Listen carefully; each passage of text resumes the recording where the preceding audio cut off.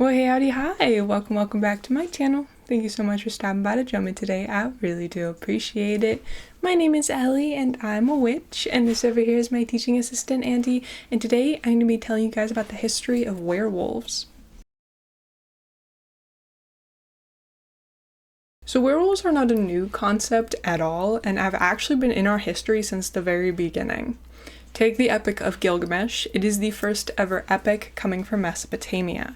A quick summary for those who have not heard of it and or read it. The epic tells the story of King Gilgamesh of Uruk as he goes on a quest to find immortality after he angered the gods along with his companion Enkidu, who actually died as a result of their transgressions.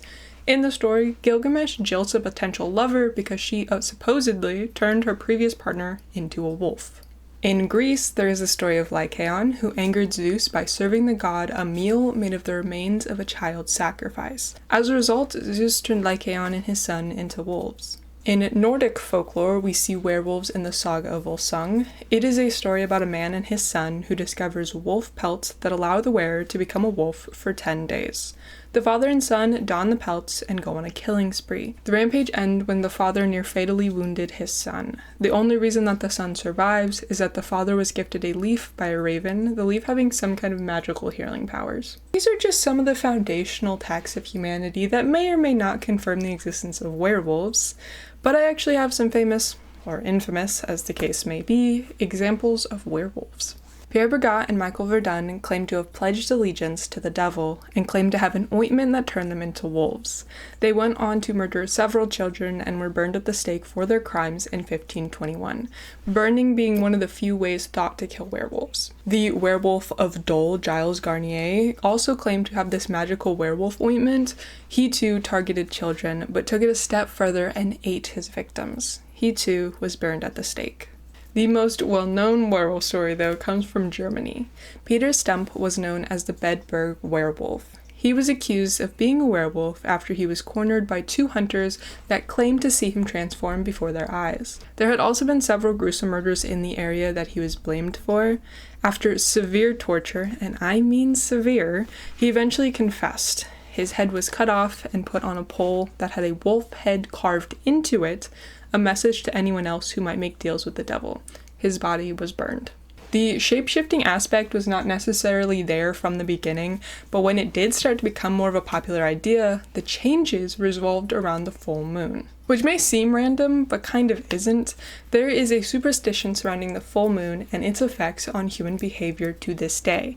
When there are a lot of mean or unruly people in one day, everywhere I have worked, coworkers blamed it on the full moon. Now, personally, I never saw the changes, but it is a very constant belief. Like vampirism, there are medical explanations for the phenomenon. Hypertrichosis is the most likely explanation and is often called the werewolf syndrome. It causes excessive hair growth, especially on the face. There's also a psychological explanation, clinical lycanthropy, generally associated with bipolar, psychotic depression, schizophrenia, or personality disorders. People who suffer from clinical lycanthropy genuinely believe they transform into wolves. They howl, snarl, walk on all fours, act very animal-like. For more information on the origins of werewolves, I was pointed at but did not read the book, A Lycanthropy Reader, Werewolves in Western Culture by Charlotte F. Otten, and I am including a link in the description to a free copy of the book. Now I do want to talk about some less murdery examples of werewolves in folklore. Let's start with the Beast of Bray Road. In Elkhorn, Wisconsin, a humanoid creature was spotted, described as standing at 7 feet tall, covered in hair, having a wolf-like head, and glowing green eyes.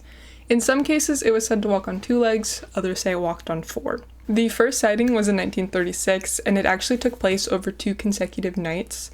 A night security guard at St. Coletta School for Exceptional Students saw a creature digging at a Native American burial mound that was on school property. 2 nights in a row, he saw the creature in the same spot. Then, in the 80s, there were reports that people were making contact with the creature on Bray Road, like hitting it with their car, and then it would leave long scratches on the body. One witness said that as she exited the car to check on the animal she hit, she saw a large creature with glowing red eyes. Then, there were the animal mutilations on Bray Road. The carcasses were mutilated, but only specific organs were removed. There are witnesses who say they actually saw this werewolf eating deer on the side of the road. Recently, there have actually been several reports of seeing the creature in Spring Prairie and Lyons, Wisconsin in 2018 and 2020 respectively. A few theories have been put forward. There can actually be wolves in the area. While it's not super common, it has been recorded. The other popular theory is that it's just a bear with mange, which looks terrible and is actually incredibly painful for animals who suffer from it. The other famous story is the Morbach Werewolf. In 1812, in Wittlich, Germany, the last known German werewolf was killed. During this time, the Napoleonic Wars were going on. One of the French soldiers was James Johannes Baptist Schweitzer. He had actually fought in the disastrous Russian invasion, so he was not a stranger to the violence, but he knew that he was fighting a losing battle once again. He joined with a group of Russian turncoats, and they fled from their post, finding themselves in Wittlich, Germany. Now they were in dire straits, starving and cold. They began raiding local farms. Unfortunately, a farmer and his sons witnessed one of the raids, and the group brutally murdered them. What the group didn't realize is that the farmer's wife saw everything and screamed out that Thomas, which I guess him specifically, would turn into a rabid wolf during the full moon. She was also killed. The curse the woman put upon him began to take hold.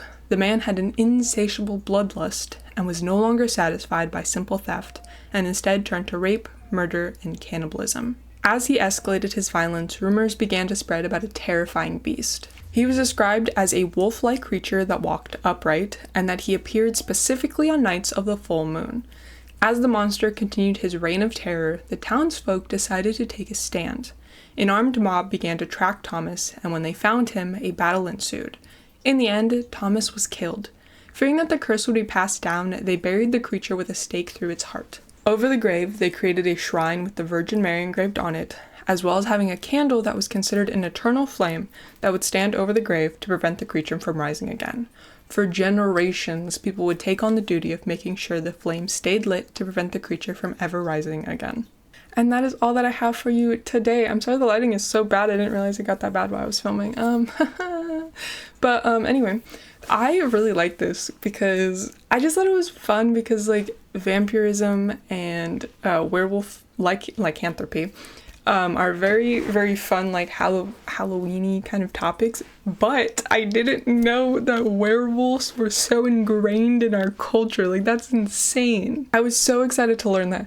And again, I'm not saying that werewolves are real. I genuinely cannot tell you if I believe that or not. Probably lean on the side of no, but it's exciting.